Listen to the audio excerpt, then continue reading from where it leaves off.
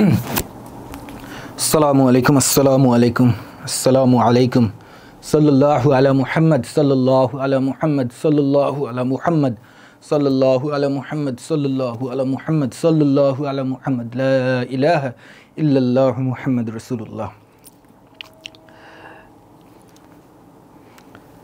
আসসালামু আলাইকুম। মন খারাপ, পেটে ক্ষুধা। আজকে আমরা দেখব কিভাবে আই এম হাংরি না বলে আপনি আরও কি কি উপায়ে আপনার এক্সপ্রেশন দিতে পারেন, যাতে আপনি যার কাছে এক্সপ্রেস করছেন আপনি হাংরি, সেজন্য আপনাকে ট্রিট দেয়।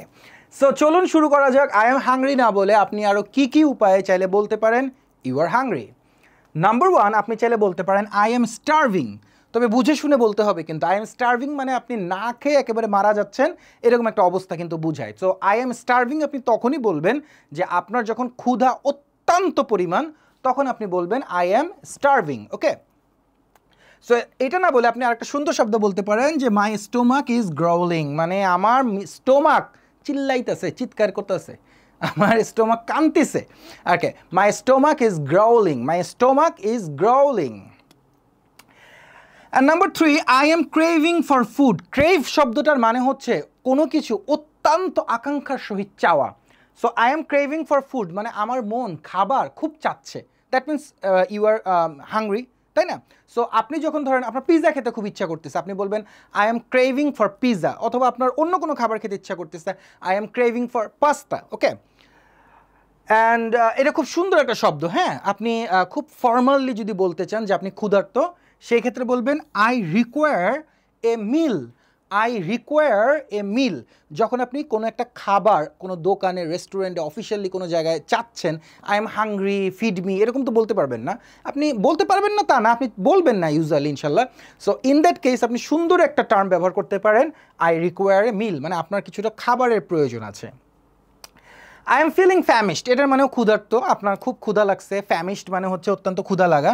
I am famished, I am feeling famished. Okay, I am feeling famished.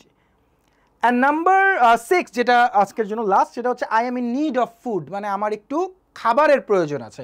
ধরেন আপনার চেহারাটা শুকায় গেছে, আপনার মনটা খারাপ দেখাচ্ছে, কেউ জিজ্ঞেস করতেছে কী রে তোর মুখটা এরকম শুকনা শুকনা কেন, তখন আপনি বলতে পারেন যে I am in need of food, মানে আপনার একটু খাবার দরকার। হ্যাঁ, তো কিছু কিছু মানুষের লাইফে কিন্তু এমন কিছু স্পেশাল খাবার থাকে, ওইগুলো খেলে তারা একটু চাঙ্গা চাঙ্গা বোধ করে। ওকে, সো যেমন আমি ডেজার্ট খেলে বা চকলেট খেলে আমার একটু চাঙ্গা চাঙ্গা বোধ হয়। সো আপনি চাইলে আই এম হাংরি না বলে কি বলতে পারেন, প্রথমত I am starving, right? I am starving, একটু আটকে যাচ্ছি মনে হয় কথায়, আসলেই আমি হাংরি। হ্যাঁ, ওকে, আই এম স্টারভিং বলতে পারেন প্রথম ক্ষেত্রে, আই এম হাংরি না বলে। যখন আপনার অত্যন্ত ক্ষুধা থাকবে তখন এটা বলবেন।